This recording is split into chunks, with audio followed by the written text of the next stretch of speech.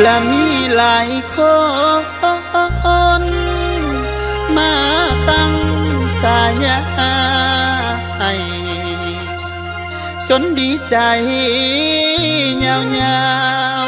ๆไม่พี่ลมพรลาวเพิ่นมักหยอกมักเว้าว่าเฮาข่ายเบิ่งคือละปานเอาไฟมาจุดเมืองลุกวือในหัวใจก่อนสิมาจับไม่ก็ย้อนลาวเป็นไอดอล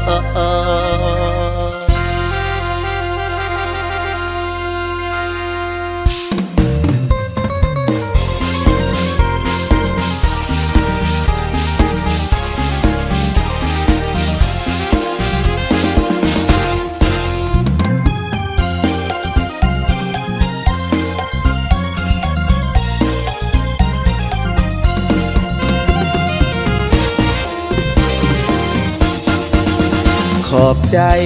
ที่ให้สายาว่าเฮานี้นาเป็นไม้พิลมพรลาวถึงจะบ่เด่นบ่ดังคือเขาแต่เฮ็ดให้เฮามีแหงใจห้องเพลงแต่ก่อนตอนที่ยังเยาว์วัยก็เอาอ้ายใหม่มาเป็นแหงใจตัวเองทุกอัลบั้มผู้จักทุกเพลงเพลงของเราเกือบห้องได้ทุกเพลงฝึกฝนตนเองจนห้องเป็นลำเป็น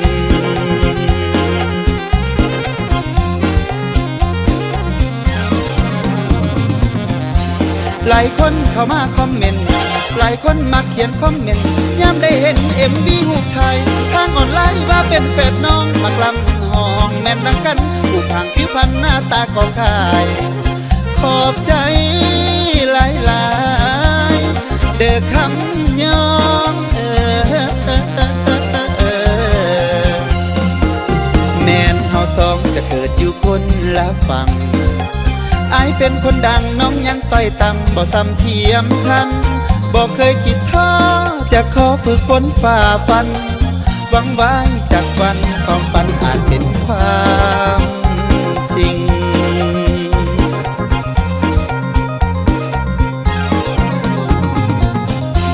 เพิ่งพิงแฟนเพลงสู่ส่วนเพิ่งพิงแฟนเพลงสู่ส่วนจุดสนวนแห่งเสียเสริมทรงจุดประสงค์อยากเฮ็ดให้ได้คือไอ้ใหม่ซื้อเสียงกองฟ้าสมใส่ยาพี่น้องมักเว้า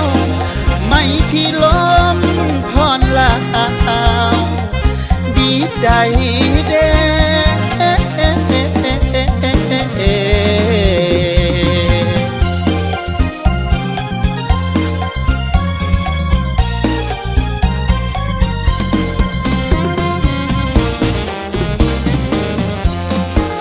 แม่นเฮาสองจะเกิดอยู่คนละฝั่ง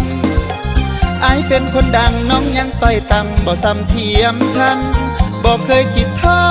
จะขอฝึกฝนฝ่าฟันหวังไว้จากวันความฝันอาจเป็นความจริง